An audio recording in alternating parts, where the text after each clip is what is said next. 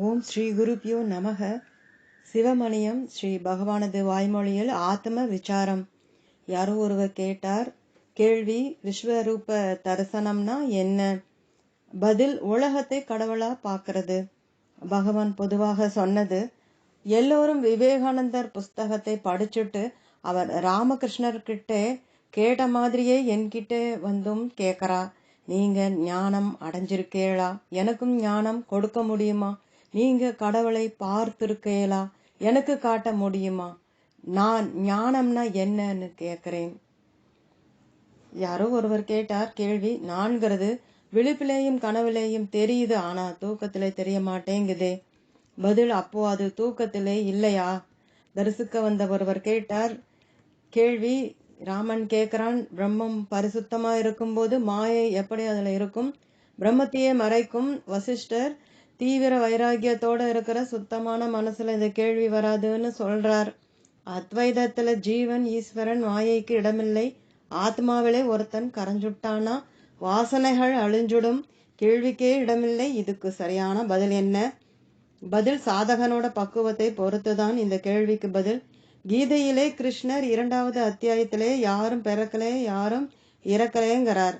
4வது அத்தியாயத்திலே உனக்கும் எனக்கும் நிறைய பிறப்புகள் வந்து போயிடுத்து, அதெல்லாம் எனக்கு தெரியும் உனக்கு தெரியாதுங்கிறார்.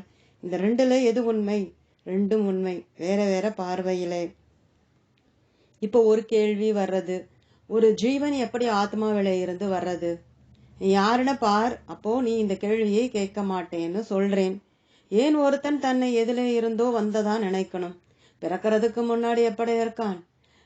இறந்ததுக்கு அப்புறம் எப்படி இருப்பான்? ஏன் இந்த தேவையில்லாத ஆலோசனைகள்ல நேரத்தை வீணாக்கணும்? ஏன் உன்னை தனித்துவத்தோட கூடிய ஆள்னு பாக்கற? தூங்கும்போது உனக்கு என்ன வடிவம்? கேள்வி, தூக்கத்திலே நான் சூட்சும வடிவத்துல இருக்கேன். பதில், காரணம் எப்படியோ காரியம் அப்படி, விதை எப்படியோ மரம் அப்படி.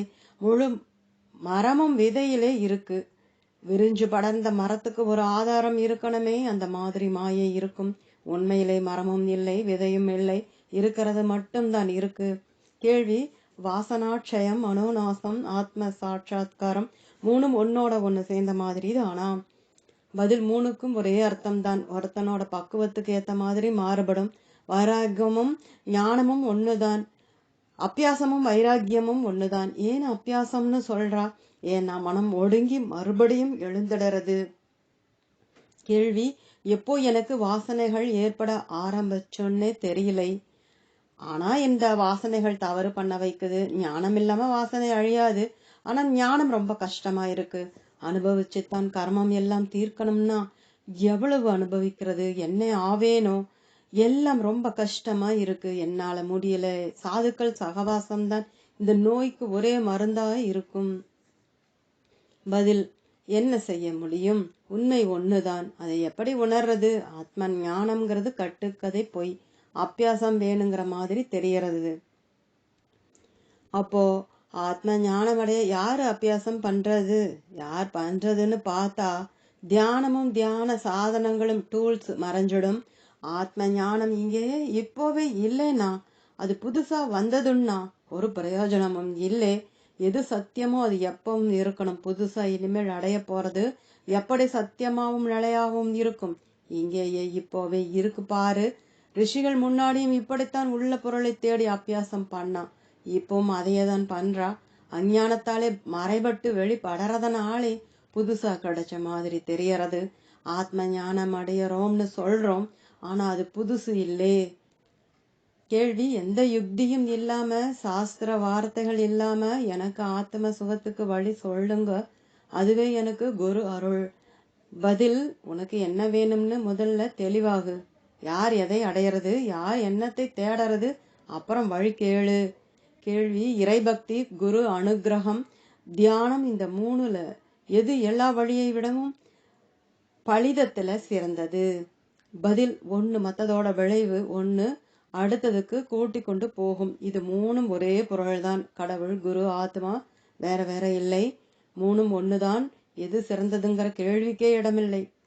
பன்னாளால் ICS அலகாபாத் கேட்டார், கேள்வி, பெரிய மகான் ஒருத்தர் எங்களுக்கு குருவாயிருந்தார். அவர் ஹரிநாம ஜபத்தியை எங்களுக்கு உபதேசம் பண்ணினார். அதிலேயே எல்லாம் வந்துடும். தியானத்துக்கோ வேற எதுக்கோ முயற்சி தேவையில்லை. ஏகாக்கிரம் எப்பவும் ஹரிநாமம் இருந்தா வந்துடும்னார். நாங்களும் அதையே ஸ்ரத்தையா செஞ்சு கொண்டு வந்தோம். அவர் விதேகமானார். மாலுமி இல்லாத கப்பல் மாதிரி ஆகிட்டோம்.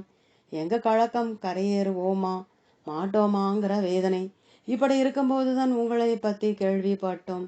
2 வருஷ ஏக்கத்துக்கு பிறகு இப்போதான் பழிச்சது. இங்க வந்த பிறகு நீங்க போதிக்கிறது ஆத்ம விசாரம் ஞான மார்க்கம்னு தெரியுது. ஆனா எங்க குரு எங்களுக்கு பக்தி மார்க்கத்தையே போதிச்சார். நாங்க என்ன பண்றது? அதை விட்டுடுறதா, விட்டுட்டு புது வழியிலே போறதா? இப்போ வழியை மாத்தினா நாளைக்கு இன்னொரு குருவை பாக்குறப்ப வேற வேற வழிகளுக்கு மாறிக்கொண்டே இருக்கிறதா? இப்படி மாறிக்கொண்டே இருந்தா முன்னேற்றம் இருக்குமா? எங்க சந்தேகத்தை தீர்த்து ஆசீர்வாதம் பண்ணணும். பகவான் விஷன் பத்திரிகையில வந்திருந்த ஒரு கட்டுரையை அவருக்கு கொடுக்க சொன்னார்.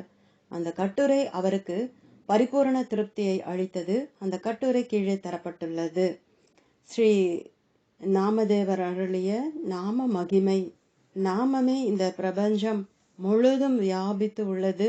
அனைத்தினும் சாரமான நாமத்தை உணராத அறிவெளிகள் பிறப்பு சுழலில் இருந்து விடுபடுவதில்லை. நாமமே அழியாதது. ரூபங்கள் வேறு வேறாயினும் அனைத்து நாமமும் ஒன்றே. நாமமே ரூபம், ரூபமே நாமம். இவை இரண்டிற்கும் பேதம் இல்லை. இறைவனே நாம ரூபத்தோடு வெளிப்படறான். அதனாலேயே வேதங்கள் நாமத்தை சிறப்பு செய்கிறது. நாமத்தை விட சிறந்த மந்திரம் இல்லை. இதை அறியாதவர்கள் அறிவெளிகள். நாமமே இறைவன். இது அவனுடைய அந்தரங்க பக்தர்களுக்கே தெரியும். நான் என்பது எது என்று தன்னை உணர்ந்தவருக்கே எங்கும் நிறைந்த நாமத்தை உணர முடியும். நான் என்பது எது என்று தெரியாதவர்களுக்கு எங்கும் நிறைந்த நாமம் தெரியாது. தன்னை உணர்ந்தால் எங்கும் நிறைந்த நாமத்தை உணரலாம்.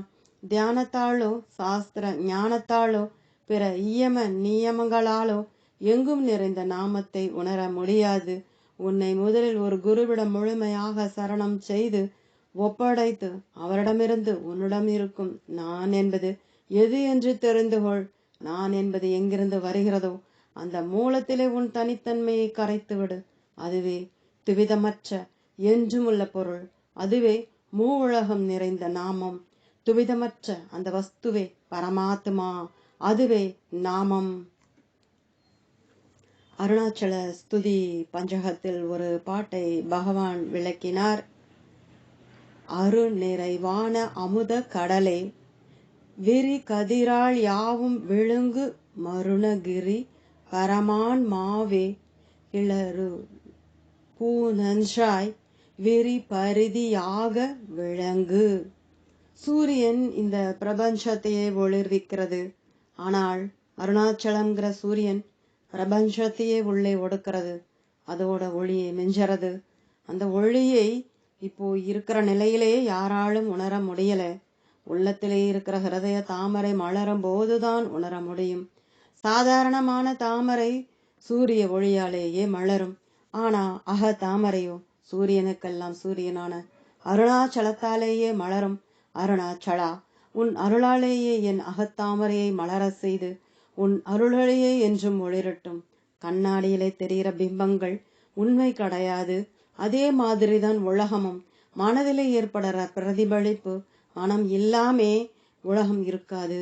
இப்போ ஒரு கேள்வி வர்றது, உலகம் மனதிலே ஏற்படுற ஒரு பிரதிபலிப்புன்னா உலகம்னு ஒரு பொருள் வெளியே இருக்கணுமே.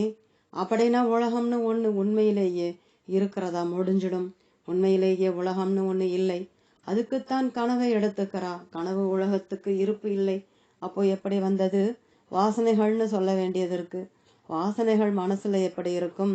பதில் சூட்சுமா இருக்கும். எப்படி ஒரு பெரிய மரம் விதைக்குள்ளே இருக்கோ அப்படி உலகம் மனசுலதான் இருக்கு. இப்போ இன்னொரு கேள்வி வர்றது, விதை மரத்திலே இருந்துதான் வந்திருக்கணும். அப்போ மரம் ஏற்கனவே இருந்திருக்கணும். அப்போதானே விதை விழும். அப்போ உலகம் ஏற்கனவே இருந்து அதனாலேதான் அது மனசுல பதிஞ்சுது. இதுக்கு பதில் இப்போ இருக்கிற உலகத்தை பார்க்கும்போது நிறைய பிறப்பு நமக்கு இருந்திருக்கணும். அப்போதான் இவ்வளவு வாசனைகள் ஏற்பட்டிருக்கும். நான் இப்போ எப்படி இருக்கேனோ அப்படியே அப்பவும் இருந்திருக்கணும். இது அனவஸ்தா, முடிவில்லாதது. அதுக்கு நேர் முடிவு உலகம் இருக்குன்னு சொல்றதுக்கு பார்க்கிறவன் ஒருத்தன் இருக்கணும். அது நான் தான். முதல்ல நான் யாருன்னு பார்க்கிறேன், அப்புறம் இரண்டுக்கும் உள்ள சம்பந்தத்தை பார்க்கிறேன். இப்போ நான் என்ன யாருன்னு பார்த்தா நான் மட்டுமே இருக்கேன், உலகத்தை காணோம். அப்போ உண்மை என்ன? பார்க்கிறவன் தான் உண்மை, உலகம் இல்லை. உண்மை இப்படி இருக்க மனுஷன் உலகம் உண்மைன்னு வாதிக்கிறான். யார் இவனை உலகம் பொய்ன்னு நம்ப சொன்னா? உன்னிஷ்டம் இருந்துட்டு போ. யோக வாசிஷ்டம் துல்லியமா சொல்றது. பார்க்கப்படும் பதார்த்தங்களுக்கு வாஸ்தவத்திலேயே இருப்பு இருக்கிறது என்ற நினைப்பே பந்தம், அதன் நீக்கமே மோட்சம். பார்க்கப்படும் பதார்த்தம் என்பதில் ராமா, நீ, நான், இந்த உலகம் எல்லாமும் சேர்ந்ததுதான். தரிசனம் பண்ண வந்த ஒருவர் கேட்டார் கேள்வி. கண்ணாடியிலே தெரிகிற ஒரு பிம்பம் மாதிரிதான் உலகம்னா அது பார்க்கிற ஒரு புலனுக்கு மாத்திரம்தான் அனுபவம் ஆகுது. ஆனா உலகம் ஐம்புலனுக்கும் அனுபவம் ஆகுதே. ஐம்புலனோட அனுபவமும் பொய்யன்னு நிரூபணம் பண்ணினாதான் ஏத்துக்க முடியும். பதில், சினிமா காட்சியிலே ஸ்கிரீன்ல ஒருத்தன் உலகத்தை பார்க்கிற மாதிரி காட்டுறா. அவன் மண்ணை முத்தம் கொடுக்கறான், அருவியோட ஓசையை கேட்கறான், பூக்களோட நிறத்தை வியக்கிறான், வாசத்தை வியக்கிறான், நீரோட சுவையை அனுபவிக்கிறான். அவனும் அவன் உலகமும் எந்த அளவுக்கு உண்மை? ஒரு பொய்யான தோற்றம் பொய்யான உலகத்தை அனுபவிக்கிறது. கேள்வி, ஆனா நான் தான் சினிமாவை பார்க்கிறேன். பதில், கண்டிப்பா நீதான். நீயும் உலகமும் அந்த சினிமா காட்சி எவ்வளவு உண்மையோ அவ்வளவு உண்மை. கேள்வி, மனம் புலன்களால உலகை அனுபவிக்குது. புலன்கள் தொழில்படும் போது உலகத்தோட இருப்பை மறுக்க முடியலை. உலகம் பொய்ன்னு சொன்னா கர்மயோகம் அப்போ எப்படி சுத்த ஞானத்துக்கு கொண்டு போகும்?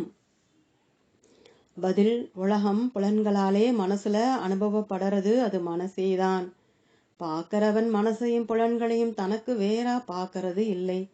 இந்த பார்க்கிறவன் மனம் புலன்களோட செயல்பாடுகளாலே பாதிக்கப்படலேனா சுத்தமாகிக் கொண்டே போறான்னு அர்த்தம். தன்னை உணர்ற வரைக்கும் இது தேவை. அட்சர மணமாலை பாடல் ஒன்றை விளக்கும் போது, மௌனியாய் கற்போன் மலராதிருந்தான் மௌனமிதாமோ அருணாச்சலா. பதில், மௌனமே உயர்ந்த உபதேசம். இங்கே மௌனம் குருவையும் குறிக்கும், சிஷ்யனையும் குறிக்கும், சாதகனையும் குறிக்கும். சந்நியாசிகள் மூவர் கேட்டது கேள்வி, மௌனமா சும்மா இருந்தா வேலை எப்படி நடக்கும்? கர்ம யோகத்துக்கு இடம் இருக்காதே. பதில், முதல்ல கர்மம்னா என்ன, அது யார் கர்மம் யார் கர்த்தா, இதை தெளிவா புரிஞ்சவன் ஆத்ம அமைதி அடையறான். அது வரைக்கும் கர்மம் இருந்து கொண்டேதான் இருக்கும். கேள்வி, நான் வேலை பார்க்கலைன்னா வேலை எப்படி நடக்கும்? பதில், யார் இந்த கேள்வியை கேட்கறது? ஆத்மாவா வேறையா? ஆத்மா கர்மத்தை பத்தி கவலைப்படுறதா? கேள்வி, இல்லை, ஆத்மா கேட்கலை, வேற ஒண்ணுதான் கேக்குது, அது ஆத்மாவில இருந்து வேற. பதில், அப்போ தெளிவா புரியறதே, ஆத்மா கர்மத்தை பத்தி கவலைப்படல, இந்த கேள்வியும் இல்லை. கேள்வி, ஒத்துக்கறேன். வேறு ஒருத்தர் கேட்டது கேள்வி, ஒரு ஞானியோட நிலை என்ன, அவன் கர்மம் புரியலையா? பதில், ஞானி இந்த கேள்வியை கேட்கலன்னு கேள்வியிலிருந்தே தெரியறது. ஏன் நமக்கு அடுத்தவா வம்பு, நாம நம்மளோட வேலையை பார்ப்போம். கேள்வி, சாஸ்திரங்கள் அவனையே உயர்வாகவும் உதாரணமாகவும் பேசுதே. பதில், நிச்சயம் அவன் உன்னதம்தான். நீங்க தான் ஆத்மாவை உணரணும். அவன் நிலையை எவ்வளவு சொன்னாலும் உங்களோட பக்குவத்துக்கு ஏத்த மாதிரி தான் கிரகிப்பேன். நீங்களே உங்களை வரையறையற்றவன்னு சொல்றேன். ஞான நிலை வரம்பற்றதுன்னு சாஸ்திரங்கள் சொல்றது. ஞானியோட நிலையை உணர ஒரே வழி நீங்க ஞானி ஆகிறது தான். அப்போ இந்த கேள்வி இருந்தா பதில் தேடலாம். தரிசிக்க வந்த ஒருவர் கேட்டார் கேள்வி, உபதேச சாரத்திலே ஜடத்துக்கும் சித்துக்கும் பேதம் சொல்லப்பட்டிருக்கு எப்படி? பதில், உபதேச சாரம் கேட்கிறவனோட பக்குவத்தில இருந்து பேசப்படுறது. வாஸ்தவத்துல ஜடம்னு ஒண்ணு கிடையாது, ஜடமும் சித்துதான். இங்க எல்லாமே சித்துதான். கேள்வி, ஒருவர் காவிய கண்ட கணபதி முனிவர் எழுதிய சத் தர்சன பாஷ்யம் நூலுக்கும் லட்சுமண சர்மா எழுதிய மகாயோகம் நூலுக்கும் கருத்து வித்தியாசம் இருக்கிறதை சுட்டி காட்டினார். இரண்டுமே பகவானோட தத்துவத்தை விளக்குற நூல்கள். இரண்டு பேருமே பகவான் கிட்ட பாடம் படிச்சவங்க. ஆனா இரண்டுக்கும் நிறைய வித்தியாசம் இருக்குதுன்னார். மேலும் மகாயோகம் சத்தர்சன பாஷ்யத்தை கண்டிக்குது அப்படின்னு சொன்னார். மற்றொருவர் சத்தர்சன பாஷ்யத்தோட வித்தியாசமான கருத்தையும், அதாவது மனோநாசத்துக்கு பிறகு தனித்துவம் இருக்கும்னு சொல்றதா சுட்டி காட்டினார். பதில் என்ன செய்யறது? உபனிஷத்துக்கள் பிரம்மைவ பவதிங்கிறது, அதாவது பிரம்மத்தை உணர்ந்தவன் பிரம்மமே ஆகிறான். ஒரே சமயத்துல பல பிரம்மவித் இருக்கா, எல்லாரும் ஒன்னா இல்ல வேற வேறையா? இப்படி சிலர் கேட்கறா. அவ உடம்பையே பாக்கறா, ஞானத்தை பார்க்கல. வெவ்வேறு ஞானிகள் இருந்தாலும் இவா ஞானத்துல பேதம் இல்லை, அதுதான் உண்மை. ஆனா இந்த கேள்வி உடம்போட நிலைப்பாடுல இருந்து கேட்டா பதில் கண்டிப்பா ஆமாம், வேற வேறதான். இதுதான் இந்த குழப்பத்துக்கு காரணம். கிராண்ட் டஃப் கேட்டார் கேள்வி. புத்தர்கள் உலகத்தை மறுக்கிறா, ஹிந்து சாஸ்திரங்கள் உலகம்ங்கிறதை ஒத்துக்கிறது, ஆனா மித்தியைங்கு சரிதானா? பதில் மாறுபட்ட கருத்து வேறு வேறு கோணத்துல இருந்து பார்க்கறதால ஏற்படுறது.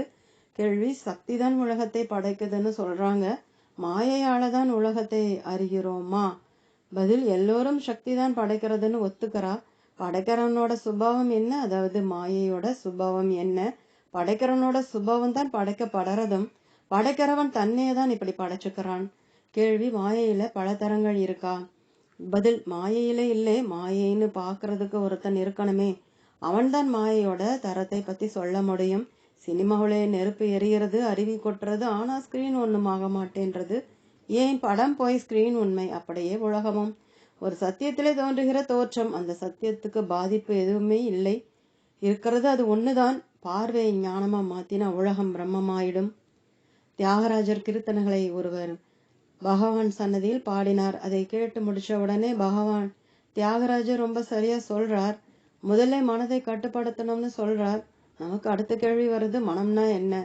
அவரே அடுத்த வரியில பதில் சொல்றார், தேகாத்மா புத்தி மனம். அப்போ அடுத்த கேள்வி எப்படி கட்டுப்படுத்துறது? பதிலும் அவரே சொல்றார், சம்பூர்ண சரணாகதியாளே. அப்போ சம்பூர்ண சரணாகதி எப்படி பண்றது? அவரே சொல்றார், நான் ஒன்னும் இல்லை, எல்லாம் அவனேன்னு உணர்றதுதான் சம்பூர்ண சரணாகதி. இந்த பாட்டு உள்ளதை சுருக்கமாவும் தெளிவாவும் சொல்றது. தரிசனம் பண்ண வந்த நீண்ட நாள் பக்தர். கேள்வி. பகவான் கிட்ட இருக்கிற ஒரு சக்தி உலகத்தோட எல்லா மூளைகள்ல இருந்தும் இந்த இடத்துக்கு ஆட்களை இழுக்குது. பதில். எது ஓய் உம்ம பகவானை இழுத்தது இந்த ஊருக்கு? அதேதான் ஓய் எல்லாத்தையும் இழுக்கிறது. பகவான் இன்னைக்கு நிறைய கதை சொன்னார். ராஜன் கதை. ஒரு ராஜா ராணியோடு வாழ்ந்து வந்தான். அந்த ராணி ஸ்ரீராமனோட பெரிய பக்தை. அவளுக்கு பெரிய குறை, அவளோட கணவன் ஸ்ரீராமர் மேல பக்தியா இல்லைன்னு. ஒரு இரவு தூங்கும்போது ராஜா ஏதோ முணுமுணுக்கிற மாதிரி கேட்டது. ராணி ராஜாவோட வாய்க்கிட்டே காதை வச்சு என்ன முணுமுணுக்கிறங்கிற கேட்டா. பார்த்தா ராஜா கிட்ட இருந்து ராமா ராமான்னு ஜபம் வந்து கொண்டு இருந்தது. ராணிக்கு ரொம்ப சந்தோஷமா எடுத்து அடுத்த நாள் மந்திரியை கூப்பிட்டு ஒரு பெரிய விருந்துக்கு ஏற்பாடு செஞ்சா. விருந்திலே கலந்து கொண்ட ராஜா ராணி கிட்ட விருந்துக்கு என்ன காரணம்னு கேட்டான். ராணியும் தன்னோட நீண்ட நாள் மனக்குறையையும் நேத்து இரவு நடந்ததையும் ராஜன் கிட்டே சொன்னான். அதை கேட்ட ராஜா ரொம்ப மனம் உடைஞ்சு போனார். தன்னுடைய அந்தரங்க பக்தி வெளியானதே அதுக்கு காரணம். சிலர் சொல்றா, இறைவனுக்கு துரோகம் பண்ணிட்டதா நினைச்சு அவன் தற்கொலை செஞ்சு கொண்டான்னு. நாம ராஜன் ராணியிடம் இது மாதிரியெல்லாம் பக்தி ஆர்ப்பாட்டம் பண்ணக்கூடாதுன்னு கண்டிச்சு 2 பேரும் நீண்ட நாள் சந்தோஷமா வாழ்ந்தான்னு எடுத்துப்போம். தொண்டரடி பொடி ஆழ்வார் கதை. தொண்டரடி பொடி ஆழ்வார் ஒருத்தரோட நிலத்திலே துளசி தோட்டம் அமைச்சு பெருமாள் கோவிலுக்கு துளசி மாலை கட்டி தர கைங்கரியம் பண்ணி கொண்டு இருந்தார். அவர் பிரம்மச்சரியாவே வாழ்ந்து எல்லோராலையும் மதிக்கப்படுபவராய் இருந்தார்.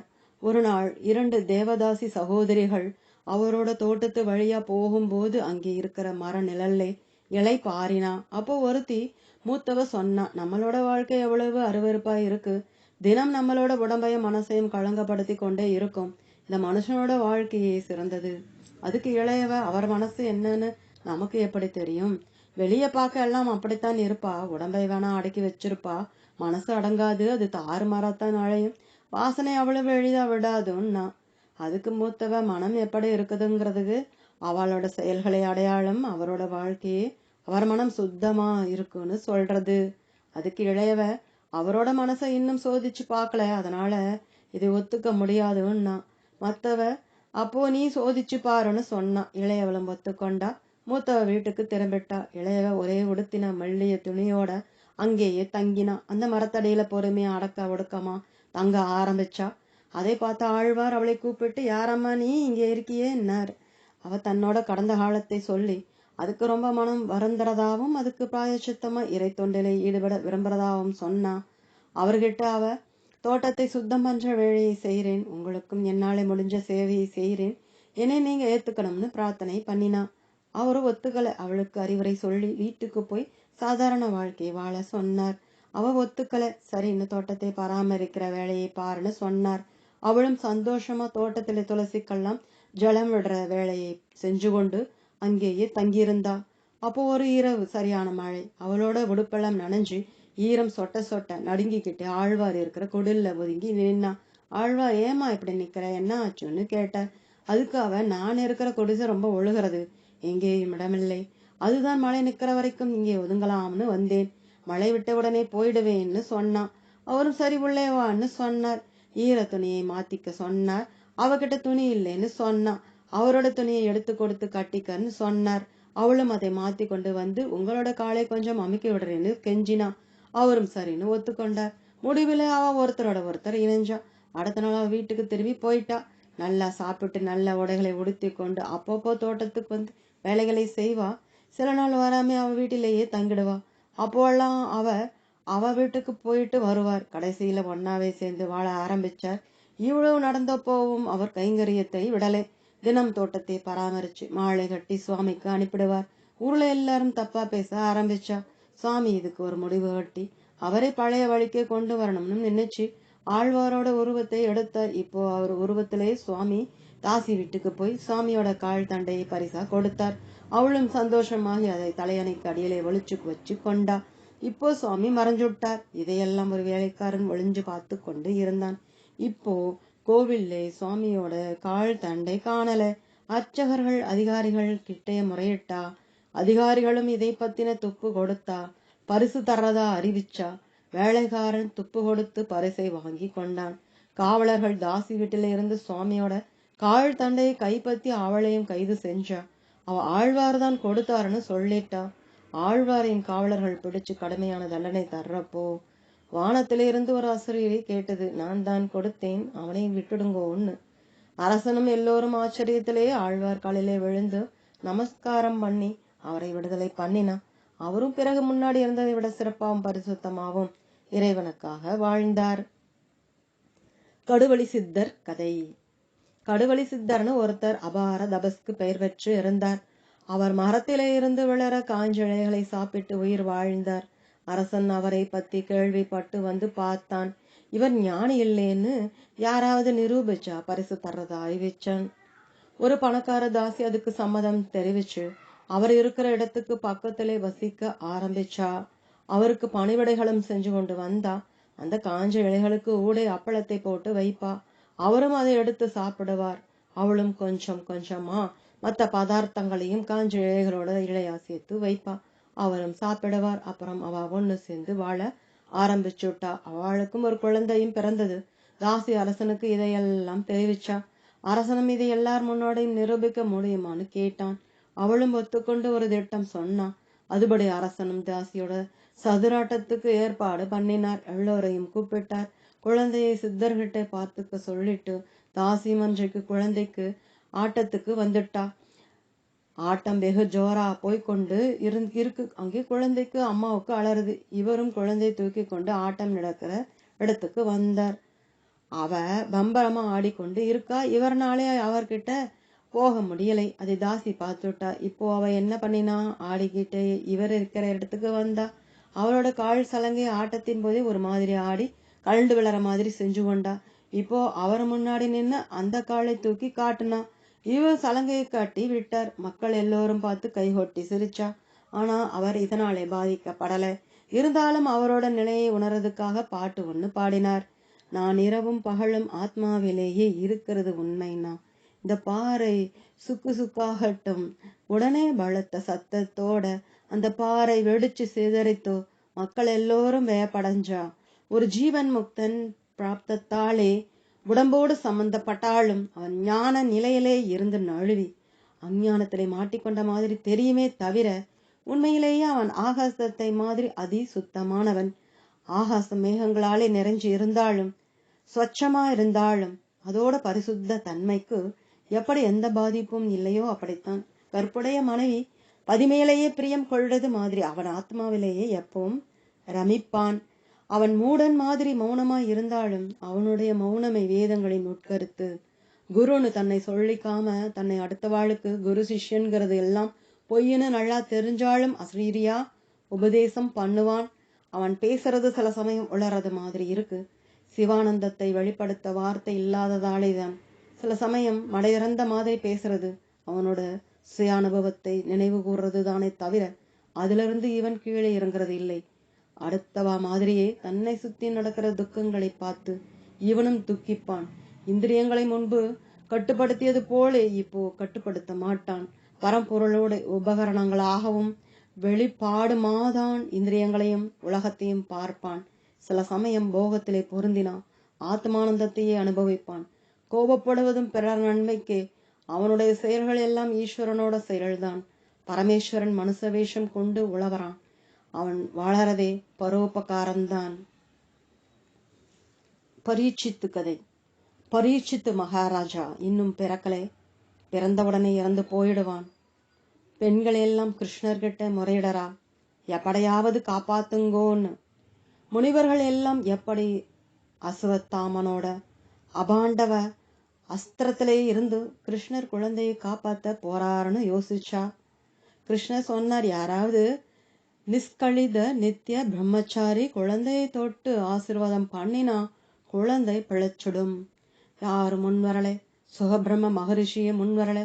மிக சிறந்த முனிவர்களே முன்வராததை பார்த்த கிருஷ்ணர் அவரே வந்து, நான் நிஷ்கழித நித்திய பிரம்மச்சாரிங்கிறது சத்தியம்னா இந்த குழந்தை பிழைக்கட்டும்னு கையை குழந்தையோட தலையிலே வச்சு ஆசீர்வாதம் பண்ணினார். குழந்தை பிழைச்செடுத்து. அந்த குழந்தையே பரீட்சித்து மகாராஜன். கிருஷ்ணர் 16,000 கோபிகைகளால எப்பவும் சூழப்பட்டவர். ஆனா அவர்தான் நிஷ்கழித பிரம்மச்சாரி. இதுதான் ஜீவன் முக்தனோட விசேஷம். அவன் ஆத்மாவை தவிர வேற எதையும் பார்ப்பதில்லை. இதே ஒருத்தன் சித்திகளை வேணும்னு காட்டணும்னு நினைச்சா அடிதான் விழும். உமாதேவி என்று போலந்து பெண்மணி கேட்டார். கேள்வி, நான் ஹிந்துவா மாறினப்போ எனக்கு சிவனோட தரிசனம் கிடைச்சது. அதே மாதிரி ஒரு அனுபவம் திரும்பவும் குற்றாலத்திலேயும் கிடைச்சது. அந்த தரிசனம் கொஞ்ச நேரம்தான் இருக்கு, ஆனா ஆனந்தமா இருக்கு. இது எப்பவும் கிடைக்கணும்.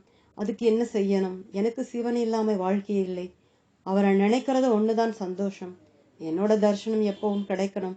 எப்படி? பதில், நீங்க ஏதோ சிவபெருமான் காட்சி கொடுத்தார்னு சொல்றேன். காட்சி எப்பவுமே பார்க்கப்படுற பொருள். அதை பார்க்கறதுக்கு ஒருத்தன் இருக்கணும். அதைத்தான் நீங்க பார்த்த காட்சி சொல்றது. நீங்க பார்த்த காட்சியோட மகிமை பார்க்கறவனோட விசேஷம்தான். காட்சினாலே மறையும்னு தான் அர்த்தம். ஒரு காட்சி எப்பவும் பரமார்த்த சத்தியமா இருக்காது. ஆனா சிவம் பரமார்த்த சத்தியம். பிரத்யட்சமா கண்ணாலே பார்த்தேன்னு சொன்னா அதுக்கு கண்ணு வேணும். கண்ணு பார்க்கணும்னா புத்தி வேணும். புத்திக்கும் பார்வைக்கும் பின்னாலே பார்க்கிறவன் இருக்கணும். கடைசியா பார்க்கிறவனுக்கு பின்னாடி அறிவு இருக்கணும். இந்த பிரத்யட்ச காட்சி நீங்க நினைக்கிற மாதிரி உண்மை கிடையாது. ஏன்னா அது நம்மளோட சுபாவம் இல்லை. அது நேர் அனுபவம் இல்லை. அறிவோட பலதரங்களை தாண்டி கிடைக்கிற அனுபவம். இதிலேயே அறிவு மாத்திரம்தான் மாறாதது. அதுதான் எப்பவும் இருக்கிறது. அதுதான் சிவம். அதுதான் ஆத்மா. காட்சி காண்பானையே குறிக்கும். காண்பான் ஆத்மா இல்லாமல் இல்லை. ஆத்மா அறிவா இல்லாத காலமே இல்லை. பார்க்கிறவன் இந்த அறிவுதான் எப்பவும் இருக்கிற இருப்பு. பார்க்கிறவன் தன்னைய நீங்க சிவபெருமானை பிரத்யட்சமா பார்த்த மாதிரி பார்க்க முடியாது. அதுக்காக நான் இல்லைன்னு யாராவது சொல்வாளா? இல்லை. அதனால பிரத்யட்சம்னா பார்க்கறது இல்லை, இருக்கிறது. இருக்கிறது தான் ஞானம். அதனாலே தான் ஐ ஆம் தட் ஐ ஆம்னு கடவுள் பைபிள்ல சொல்லி இருக்கா. நான் நானா இருக்கேன்னா நான்கிறது தான் இறைவன். சிவம் வேறு எதுவும் அதை தவிர இருக்க முடியாது. எல்லோரும் சிவமாவே தான் இருக்கோம். சிவத்தாலேயே தான் இருக்கோம். அதனாலே நான் யாருன்னு விசாரிங்கோ. உள்ளே ஆழ்ந்த ஆத்மாவே இருங்கோ. அதுதான் சிவமா இருக்கிறது. அவரை பார்க்கணும்னு எதிர்பார்க்காதே. நீங்க பார்க்கிற மற்ற பொருட்களுக்கும் சிவனுக்கும் என்ன வித்தியாசம்? சிவன் தான் பார்க்கிறவனும் பார்க்கப்படுற பொருளும். சிவம் இல்லாம நீங்க இருக்கவே முடியாது. சிவத்தை இங்கேயே இப்போவே எல்லோரும் உணர்ந்து கொண்டேதான் இருக்கோம். நீங்க இன்னும் சிவத்தை உணரலேன்னு நினைச்சா அது தவறு. அந்த நினைப்பை பெரிய தடை. அந்த நினைப்பை இத்தோடு விட்டுடுங்கோ. இங்கேயே இப்போவே சிவம் இருக்கு. கேள்வி: ஆமாம், அதை இப்போவே உடனே எப்படி அடையிறது? பதில்: இதுதான் ஞானத்துக்கு பெரிய தடை. யாராவது சிவம் எல்லாமே இருப்பாளா? இப்போவே நீங்க சிவம்தான். இதுக்கு காலத்திலே இடமே இல்லை. நீங்க ஒருவேளை ஒரு நிமிஷமாவது சிவத்தை உணராம இருந்தா சிவத்தை உணர்றதை பத்தி பேசலாம். சிவம் நீங்க தான். சிவம் இல்லாம நீங்க இல்லே. சிவம் ஏற்கனவே உணரப்பட்டே இருக்கார். எப்பவும் உணரப்பட்டே இருக்கார். உணரப்படாம இருந்ததே இல்லை. அவரை சரணடைஞ்சிடுங்கோ. அவரோட இஷ்டத்துக்கு கட்டுப்பாடுங்கோ. அவர் தோன்றுவதும் மறையறதும் அவரோட இஷ்டம்னு விடுங்கோ. எப்போ வேணும்னாலும் வரணும்னா அது சரணடைகிறது இல்லை. அவரை அடிமைப்படுத்துறது, ஏவறது. அவரை எல்லாம் அப்படி பண்ண முடியாது. ஆனா நீங்க அவருக்கு அடிமைன்னு நினைச்சுக்கிறேன். எது உங்களுக்கு நல்லதுன்னு அவருக்கு தெரியும். அதை எப்போ செய்யணும்னு அவருக்கு தெரியும். மொத்தமா எல்லாத்தையும் அவர்கிட்ட விடுங்கோ. அவர் பாரம். நமக்கு தலைவலி இல்லை. நம்மளோட கவலையெல்லாம் அவர் கவலை. அதுதான் பக்தி, சரணாகதி. இல்லைனா இந்த கேள்வி எல்லாம் யாருக்கு வர்றதுன்னு பாருங்கோ. உங்களுக்குள்ளேயே ஆழ்ந்த ஆத்மாவா இருங்கோ. 2 வழிதான் இருக்கு சாதகாலுக்கு. நான் இருக்கேங்கிறது எல்லோருக்கும் அனுபவமா இருக்கிறதாலே யார்தான் இங்கே சிவமில்லே? அவன் மட்டும் சிவமில்லே. அவன் பார்க்கறதும் பார்க்காததும் எல்லாம் சிவம்தான். ஆனாலும் அஞ்ஞானத்தாலே உலகத்தை வேத தோற்றமாவே பார்க்கிறான். இருக்கிறதுன்னு பார்த்தா, ஆத்மான்னு பார்த்தா பேத தோற்றம் தெரியாது. அவனும் மத்த பேத தோற்றமும் ஒரே சிவமாவே இருக்கும். துணியை பார்க்கிறவன் நூலை பார்க்காதது மாதிரி, சினிமாவை பார்க்கிறவன் ஸ்கிரீனை பார்க்காதது மாதிரி, எழுத்தை பார்க்கிறவன் காகிதத்தை பார்க்காத மாதிரிதான் இங்க எல்லாம் சிவம்தான். அறிவுதான் இப்படி தோற்றங்களா இருக்கு. அஞ்ஞானி இந்த தோற்றத்தையே பார்க்கறான். சிவம்தான் இங்கே இருக்கு. அதுவே பார்க்கிறவனும் பார்க்கப்படுற பொருள்களாகவும் வடிவெடுத்து இருக்கு. காண்பான் காட்சிக்கு ஆதாரமா சிவம் இருக்குன்னு இதைத்தான் சொல்றா. இதைத்தான் சும்மா இருக்கிற சிவன், நடனமாடுற சிவன் சொல்றா. அல்லது சிவசக்தி, புருஷ பிரகிருதி எல்லாம் ஒண்ணுதான். எந்த பேர்ல இதை சொன்னாலும் அது அறிவுதான். ஆடினாலும் சும்மா இருந்தாலும் அது அறிவுதான். இங்க இருக்கேங்கிற அறிவு இல்லாம யார் இருக்கா? அப்போ யாரும் ஞானம் அடையாம இல்லை. அப்போ ஞானம் அடையறதை பத்தியோ அதுக்கு வழியை பத்தியோ கேள்விக்கே இடமே இல்லை. நான்கிறது தான் பிரத்யட்சம். இப்படி நமக்கு பிரத்யட்சமா இல்லைன்னா வேணா சிவம் பிரத்யட்சமா இல்லைன்னு சொல்லலாம். இந்த கேள்வி எல்லாம் நம்மள உடம்போட சம்பந்தப்படுத்திக்கிறதுனாலேயே ஏற்படுறது. அப்போதான் உள்ளே வெளியே எல்லாம் வர்றது. பார்க்கிறவன் பார்க்கப்படுற பொருள் எல்லாம் கிளம்புறது. பார்க்கிற காட்சியில் ஒரு விசேஷமும் இல்லை. அது எப்பவும் இருந்தா கூட ஒரு விசேஷமும் இல்லை. திருப்தியும் தராது. உமாதேவி எப்பவும் சிவத்தோட சேர்ந்துதான் இருக்கா. அவ 2 பேரும் சேர்ந்துதான் அர்த்தநாரீஸ்வரர்.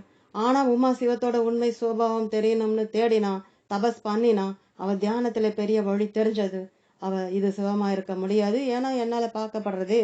அப்போ நான் அந்த ஒளியை விட பெரியதுன்னு தபஸை தொடர்ந்து செஞ்சா. நினைப்புகள் ஒழிஞ்சது. சும்மா இருக்கிற நிலை ஏற்பட்டது. அப்போ உமா இருப்பை உணர்ந்தா. அதாவது சிவத்தை, அதோட உண்மை சுபாவத்திலே. அப்போது முருகனார் அப்பர் தேவாரத்திலிருந்து நின்னுள்ளத்து அருள் கொண்டு இருள் நீக்குதல் என்னுள்ளத்துள எந்தை பிரான் நீரேன்னு குறிப்பிட்டார். பகவான் திருவாசகத்திலே கீதங்கள் பாடுதல் ஆடுதல் அல்லாள் கேட்டறியோம் உன்னை கண்டறிவாரைன்னு இதைத்தான் சொல்றா. கடவுளையும் பார்க்கணும், நானும் இருக்கணும்னா முடியாது. அங்கே பார்க்கிறவன் பார்க்கப்பட பொருள் பார்வை எதுவும் இல்லை. எல்லாம் பரமசிவத்திலே அடங்கிடும். தொடரும். ஓம்.